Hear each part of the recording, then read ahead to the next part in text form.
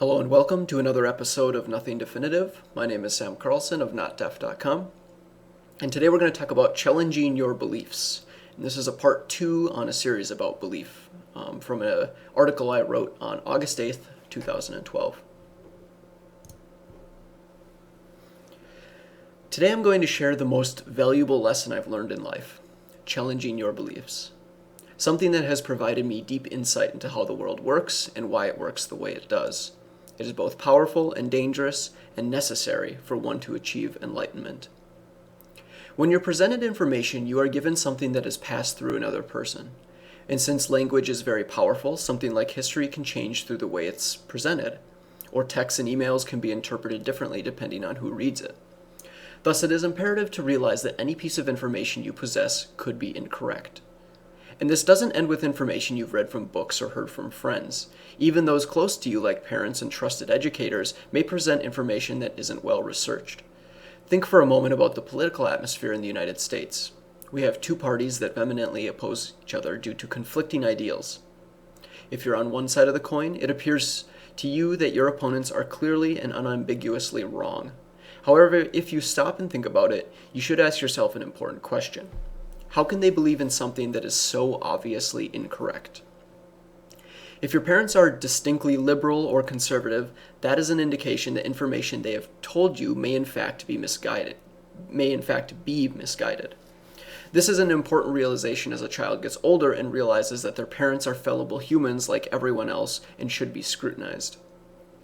The important lesson here is that if someone tells you one thing and you believe it without question, you are discounting any valid information that may exist elsewhere in the universe.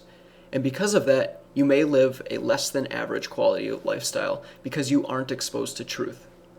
Information is almost always your best path to success and happiness. Ignorance is bliss only works when you are young and unattached from the system. As you get older, it simply becomes a gamble that you will inevitably lose. There is a concept in neuroscience called cognitive dissonance, the discomfort of holding conflicting thoughts or opinions. This is a problem because belief actively filters your perception of reality. Your experiences will literally be altered to make sense of how to perceive the world. Normally this would be a good thing because otherwise everything would be incredibly confusing. But the problem with belief is that if you encounter conflicting data or reflect on something new, you'll design it to fit within your reality. This is as opposed to understanding the truth behind it. For instance, if you are a devout Christian, you may believe the earth was created by God very recently. If you are presented with fossils of dinosaurs tens of millions of years prior to the creation event, you'll alter that data to fit your beliefs rather than accepting the reality of what's presented. You cannot both believe the earth is 4.5 billion years old and that it was created less than 10,000 years ago. It just wouldn't make sense. Thus, we begin to realize that holding beliefs may alter what information you're willing or even able to interpret. And this doesn't apply solely to large institutions like religion. It applies equally to subtle aspects of language, social norms, dating, and everything else. And this continues with a secondary problem. If a person believes that the earth was created by God some 10,000 years prior, then he or she may never even consider digging into the ground to understand what dirt, rock, and clay is. They may never stumble on dinosaur fossils in the first place. And this presents the next big problem. Belief gives you answers, not truth. And when you have answers, you will rarely seek understanding. Think of the myriad of scientific discoveries that would never have been reached had humanity been content with their belief-based answers. Or simply look at the Dark Ages, a period of extremely slow advancement due to the persecution of thought outside of the church. What you should recognize here is that belief is only valuable to you, if determined personally. It's something that should not be passed on to your children or friends.